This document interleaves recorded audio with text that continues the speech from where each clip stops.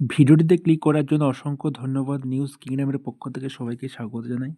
তো আজকে আমি এমপ্লয়মেন্ট ব্যাংকের তরফ থেকে একটা সম্পূর্ণ নতুন আপডেট দেবো। ঠিক আছে?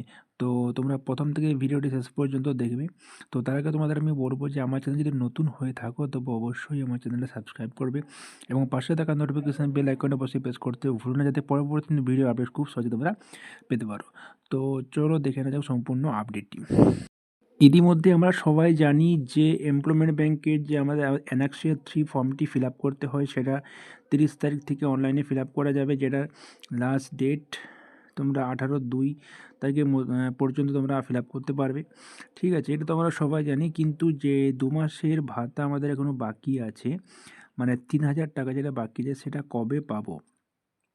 মোট 6 মাসের ভাতা বাকি ছিল। ঠিক আছে, তো তার মধ্যে 4 মাসের ভাতাটা ইতিমধ্যে আমাদের অ্যাকাউন্টে ক্রেডিট হয়ে গেছে, আর বাকি যে 2 মাসের ভাতাটা আমাদের এখনও বাকি আছে, সেটা আমি অফিসে ফোন করেছিলাম। ওদের বক্তব্য যে সোম, মঙ্গল, বুধবার, এই যে আমাদের 3 দিন বাকি আছে, এই 3 দিনের মধ্যে আশা করি আমাদের অ্যাকাউন্টে ক্রেডিট হয়ে যাবে ওদের কথা মতো। ঠিক আছে, যদিও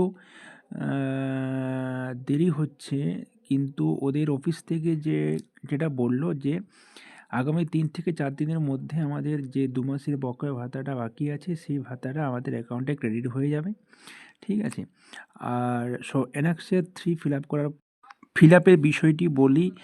এটা যখন লিঙ্ক অ্যাক্টিভেট হয়ে যাবে, তখন তোমাদের আমি ভিডিওর মাধ্যমে কীভাবে অ্যানেক্সিয়ার 3 ফর্মটা ফিল আপ করতে হবে, স্টার্ট ডেট কী দেবে, এন্ড ডেট কী দেবে, সেটা কিন্তু নির্ভুলভাবে ফিল আপ করতে হবে।